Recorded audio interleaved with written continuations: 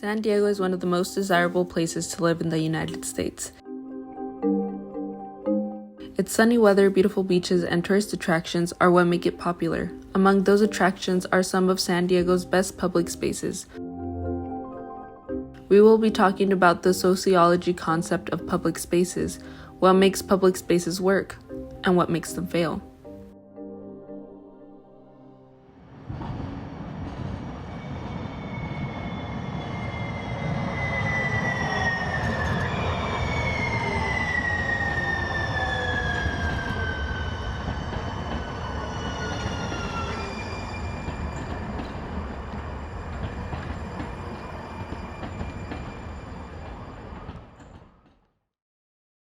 Let's start by defining what public spaces are. Public spaces could be identified as private or publicly owned spaces which are accessible to the public. These areas are generally used for recreation, socializing, entertainment, events, and other activities. Some examples are streets, parks, plazas, squares, beaches, and so on. Public space is important because it allows people to come together and strengthen communities and become part of the social, political, and economic development of its city.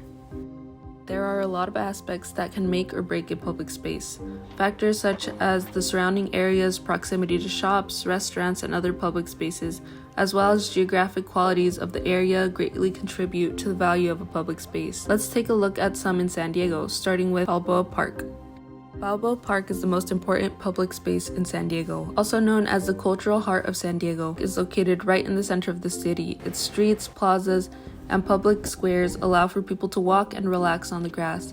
You may also enjoy other forms of entertainment such as music, painting, and food fairs.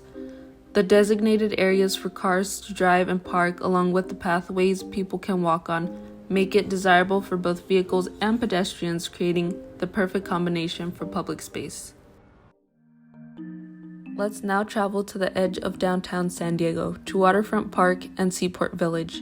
Waterfront Park is a diverse space which contains the county center building, giant grass lawns, downtown's biggest playground, and an interactive splash fountain. Most of the park is open and easy to walk to from the streets, with plenty of street parking on Harbor Drive, making it a great example of a public space. A 5-minute walk down Harbor Drive, past the water and other small parks, bring us to Seaport Village. There is a multitude of cottage-like buildings containing shops and stores of all kinds. The generous pathways lead you to the center of the village, making it accessible from all directions. On the grassy lawns of Seaport Village, there are people selling gifts and collectibles, people flying kites, playing soccer, and performing. You can see that this is a popular area with tons of people enjoying their day, which is what makes Seaport Village a successful public space. Although we've looked at some great examples of public spaces, there are always some flaws. Hostile architecture, otherwise known as anti-homeless architecture, is the design of public space in a way that stops unwanted behavior.